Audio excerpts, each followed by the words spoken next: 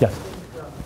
Companies today look at, there's obviously a lot of bids based on, your answer, the last question, go back to getting education. A lot of us here have been to school at one time or another and received an undergrad, and here we are back several years later, getting an MBA.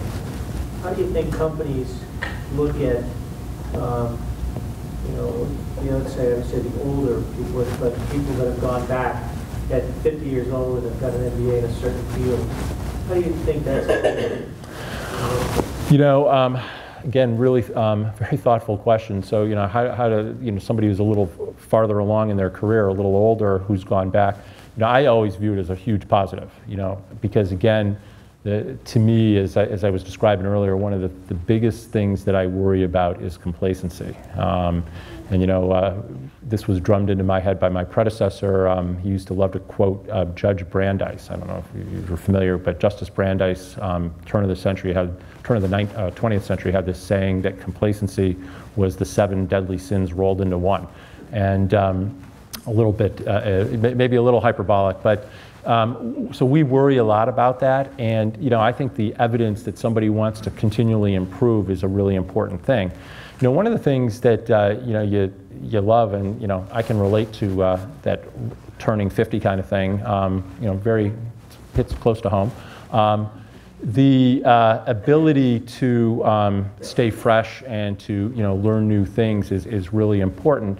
And if you couple that with the experience and wisdom that 20 or 25 years in the workplace might provide as well, I think it can be a very powerful combination.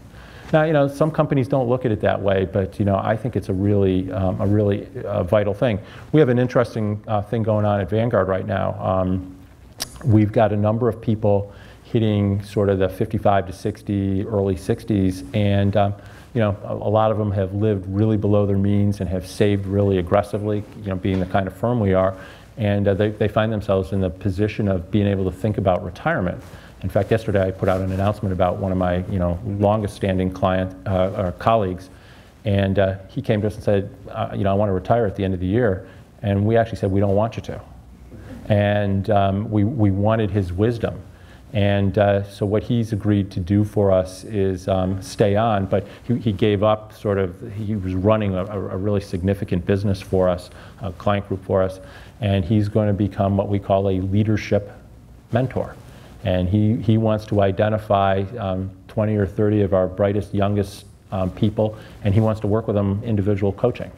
And we're going to change compensation and all that kind of stuff to reflect the duties and give him more flexibility so he's got a little more time. But the interesting thing was we were passionate in describing to him why we didn't want him to leave, because his 30 years of experience and everything he's seen and done, we want to get that transferred, if you will, to the next generation. And I was really happy he was willing to do it. And there are actually a number of people in the organization right now. So I can't speak for every company, but I think more and more solutions like that are going to be valuable. One of the things I'm hearing a lot for people as they sort of get to that stage of their career is, I'm not sure I can keep going at the the incredible pace I've gone through the last 30 years, but I still have a lot to contribute.